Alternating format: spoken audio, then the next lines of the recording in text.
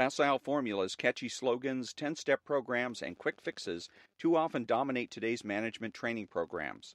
But in organizations, as in all of life, human behavior is seldom predictable, and business dilemmas do not easily lend themselves to gimmicks or simplistic answers. In Management of the Absurd, psychologist, educator, and former CEO Richard Farson presents a series of management paradoxes designed to challenge conventional wisdom and encourage managers to re-examine their assumptions about effective leadership. This is Ron. It's Sunday, November 5th. Welcome to Storytime.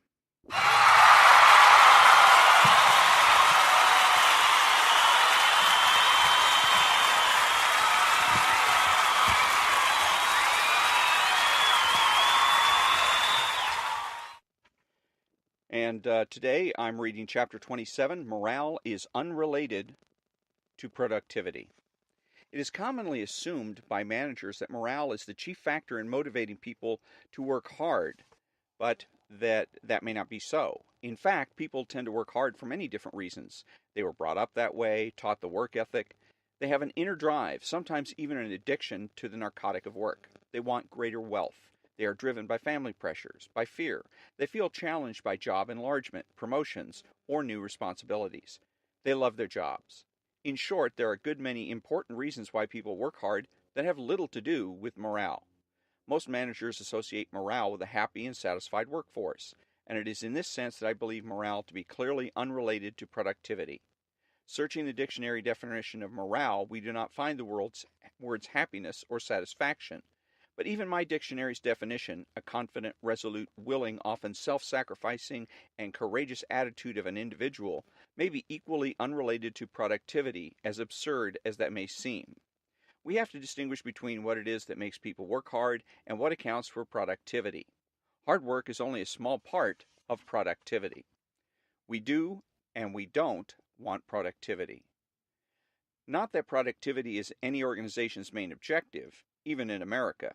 When it comes down to a choice between productivity and any number of other values and behaviors, such as maintaining the status quo or holding on to one's stereotypes, it becomes immediately apparent that productivity is seldom our paramount goal. If we were interested only in productivity, we would, for example, find ways of making better use of women, who represent more than half of our talent, and better use also of people at both ends of the age spectrum. We want productivity only if there is little cost in terms of changing our ideas, only if it makes our life easier. We keep people in an organization at a level of motivation, productivity, and creativity that is non-threatening. In companies that pay employees not for their time but for their productivity, serious conflict can be caused by those who work so fast that they make others look slow. Such employees, called rate busters because their efforts can result in lowered rates paid for piecework, have always been isolated and punished by other workers. If we really wanted productivity above all, it would come at the price of changing some of our most cherished views about how human affairs work. The people Abraham Maslow chose for his studies of what he called self-actualization, those remarkable people who were among the greatest achievers in our society, were not necessarily comfortable or happy. They could be ruthless, boring, stuffy, irritating, and humorless. Organizations are absolutely dependent upon such people. Often the challenge of management is to make it possible for them to survive and prosper in the organizational environment. Doing it for the right reasons.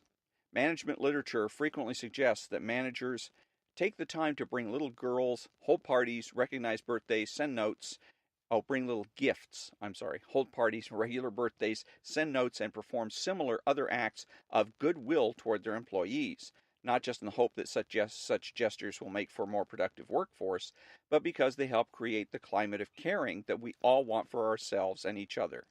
When there is genuine feeling behind such expressions and activities, and when they are undertaken for their own sake, they are certainly desirable in any organization.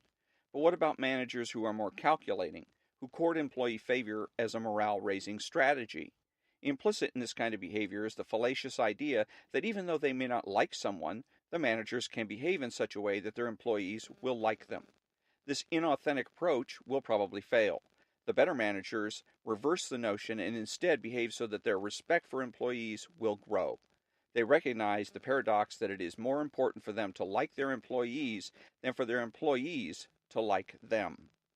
We all tend to like people we do things for more than people we do things to, or people who only do things for us. And we like people more when we do not feel victimized by them. That is why better managers can do both: be generous with their time and energy, and yet be quick to confront an employee whose behavior is victimizing. They realize that the problem is not in raising the morale of the workforce. If anything, it is in raising their own morale as managers. If their morale is high, eventually they are more likely to develop more creative and enthusiastic workforce. And that is the end of chapter 27.